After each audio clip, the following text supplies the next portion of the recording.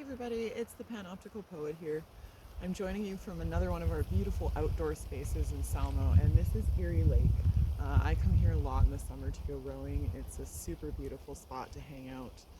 And yeah, I think I'll read this poem and then maybe talk about why I chose to read it today. They have begun to build the pipeline below the Yintah. The destruction of the Peace River Valley rages on, and what a disastrous sight that is to see. But I am focused on fixing my Wi-Fi after a recent outage. It's an invisible entity, sending seemingly useless signals that mostly allow me to scroll through my boredom. But ultimately, the Wi-Fi is connected to the cell phone, and the cell phone connects me to the work phone, and the work phone connects me to a paycheck, and in an absurd way, the Wi-Fi is connected to my survival. It sounds ridiculous to say that an invisible signal is imperative to my survival, but it's a reality that we humans have to live with, a byproduct of our so-called simplified, commoditized lives in a capitalist society. I should be focused on translating the vibrations of the universe into verse, tuning into the transmission of the trees and the in-your-face reality of a rushing river that carries the real secrets of life in its watery depths. And instead, I am focused on fixing my Wi-Fi.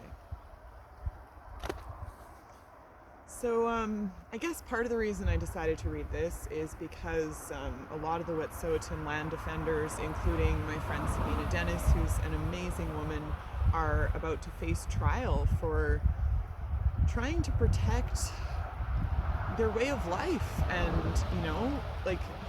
the resources that we all need to survive, and trying to promote living in a more sustainable way, because I think if nothing else, no matter what you think about the pandemic, I think that time showed us that the way that we are living right now is not sustainable.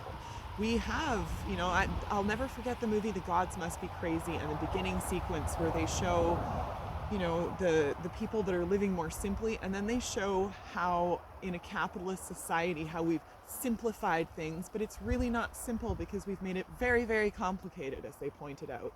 And unfortunately, unless you have the ability and desire to go off into the bush and just fend for yourself, you have to be a part of capitalist society. And I think it's important to realize, as Cara Lowenthal talks about, does a podcast that I love, but she talks about how because of that, racism, misogyny, transphobia, all of these things are kind of put into our psyche whether we like it or not. And I come rowing at places like Erie Lake because it's important to me to try to deprogram some of that, and connecting with nature, with what's really real and not with what's on our cell phones, I think is super, super important.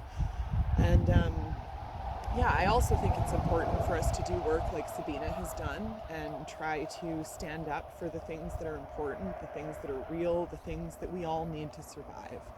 And I guess in a way I'm trying to do that with my poetry as well. It's not, to me, it's not as impactful as the work that Sabina has done, and I hope that people will look into the court dates that are coming up and try to support the Wet'suwet'en as much as they can.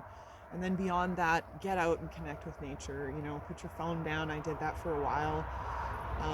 As I said, I'm a part of a capitalist society. I run 2 businesses, so I can't do it forever, but every once in a while at least, put it away for an extended period of time, or just even a short time, and come out to a place like Erie Lake and just connect with nature and yourself and try to deprogram. That's what's really going to help us all right now, is if we can all just deprogram from these ideas of the boxes that we put ourselves and each other in, because they don't exist. They really don't. We are just what we are. Panoptical poet out.